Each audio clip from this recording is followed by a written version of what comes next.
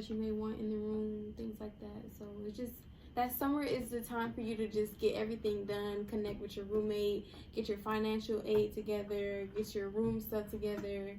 So that summer before, it's a lot of preparation.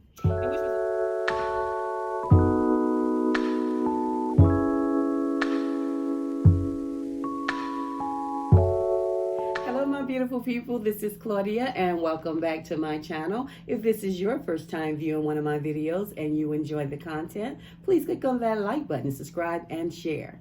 Today's topic is on how to prepare your child for his or her first year of college. So with that being said, let's get started. This is my beautiful daughter, India. India is our second oldest child. My husband and myself have three beautiful children. All three of our children have attended college. But India and myself decided to do this video on the transitioning for first timers that's leaving home. Although we experienced college before, but this one here with India deciding to leave the state of Florida was a little bit more emotional compared to our oldest child and our youngest child staying here in Miami. The first thing we did was to actually make sure the choice that India made to leave home was the right choice and that she was going to feel comfortable with the university that she chose.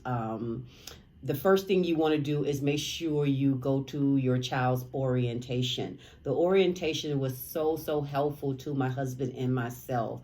And when you get there, they have it set up where they put you in a room where they give you an overview of the university and all the things that go on in the university for your child, as well as some things for parents.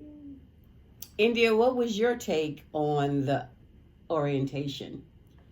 They split us up by degree, so you're in the group with people that also have the same major as you.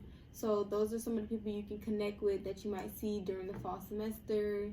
You get to choose your classes, you get to see where your classes are, so you aren't as lost on the first day of class. They tell you how hard the courses may be and some of the easy courses that you should take. It's just really about the people in that program just giving you a taste of what it's going to be like in that fall semester.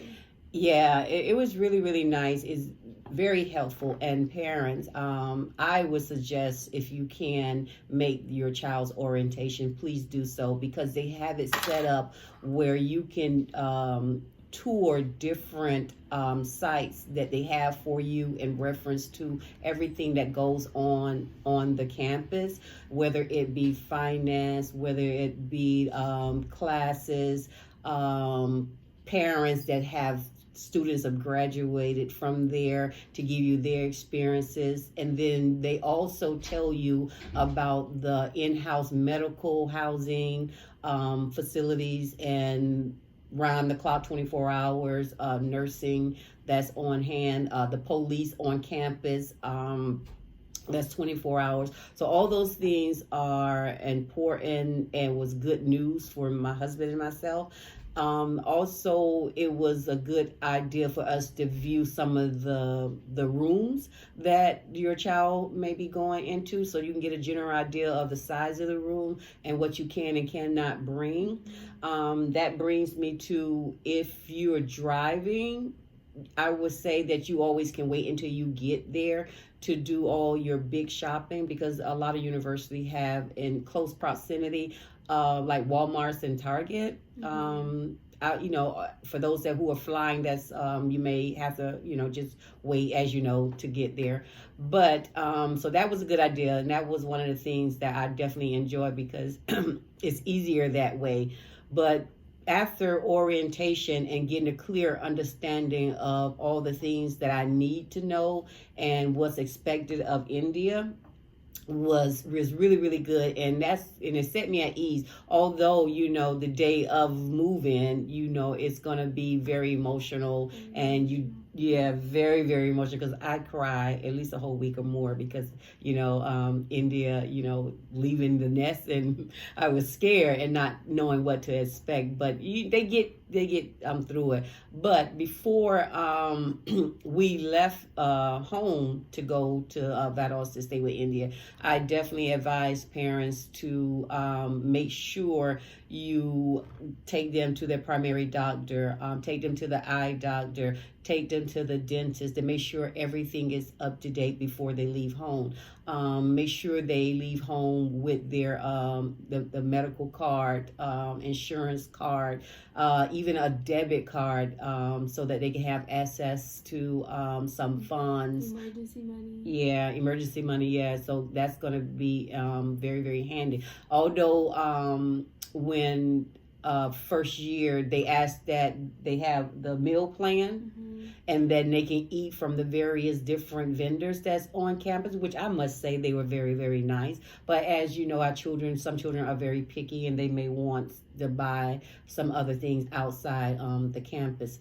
So that's why the debit card will be very, very useful. And I do remember seeing a lot of on campus. I think at India was Bank of America. Oh, ATM. Yeah, ATM. They definitely had that. So that's definitely something you want to make sure you have those things. Once again, the insurance card, a debit card, and their medical card in their hand. I know some of us may feel skeptical about putting the actual card in their hand, but this is a time where you have to start trusting and allowing them to be responsible young adults. I will also say, make sure you stop by the financial aid office to understand their role in all of this, and make sure that you understand how enrollment and tuition goes, because sometimes it can get very, very tricky, especially if you are coming out of pocket, that is, because I know my husband and myself, although India was on a partial scholarship, we were still responsible for some of the money that was needed to be paid towards her tuition. But not only that, I feel like you should go to financial aid to make sure all of your funds are in order, because tuition is due like the first week.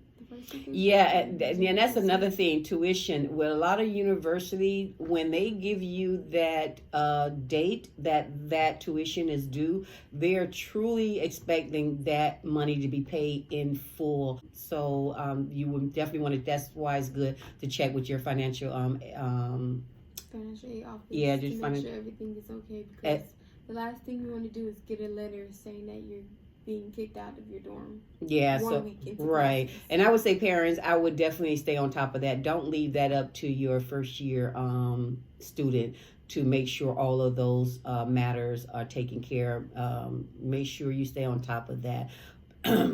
But the universities are very, very good about dispersing all letters in a timely manner. So I would definitely say that you do get those letters telling you when, and emails telling you what is due and the time that it is due. And they do break it down. They itemize every little thing. Yeah, exactly. But one thing you don't have to accept is the insurance, the medical part. Because if you have your own medical insurance, you don't too much have to worry about that. It's just the meal plan and other little miscellaneous stuff that's mandatory and mandated by the universities that you have to have. When choosing some of the things that you may need for your child's room, the beds are usually like twin beds, extra large, or extra long, and you can usually find a lot of your stuff right out of Walmart and Target. Pretty much everything you need right there. But you can have the small refrigerator, a small microwave. But I noticed India roommate, which is another good thing, that they allow the roomies to connect with one another prior to meeting. So that's a good thing, where they get a chance to meet and talk with one another. Text, get to know each other, coordinate on the room, talk about rules that you may want in the room, things like that. So it's just that summer is the time for you to just get everything done, connect with your roommate, get your financial aid together, get your room stuff together. So that summer before, it's a lot of preparation. And which was a plus in India's case because India and her roommate really did click. They was friends and still is friends. They stayed together for the whole duration of their college years. So I must say shout out to JC. So a very nice young lady. So I'm very proud that India was lucky enough to find someone to be roommates with for 4 years. So that's a very good thing, especially on a parent end, because I got a chance to meet her parents and very lovely people. So I know parents, you're going to worry about that, who your child is rooming with, what are they like. So sometimes you can win and sometimes you can lose. India, is there options if you and your roommate don't get along? Within that first, well, for my school, I know within that first week, they do give you a roommate change option where you submit an application and say your reasoning and why you want to change your roommate, but it's not always guaranteed. So I suggest doing a roommate questionnaire so you can find somebody that Compatible. Yeah, compatible. So that's good. I like that word that she used, the questionnaire. So when you're filling out your questionnaire, so it'd be a good idea to make sure you're honest about everything, about yourself and some of the questions that they're asking you, so that you can find someone that is compatible to your living style. Yeah, that's a good word. Living style. Yeah. And another thing, parents, was another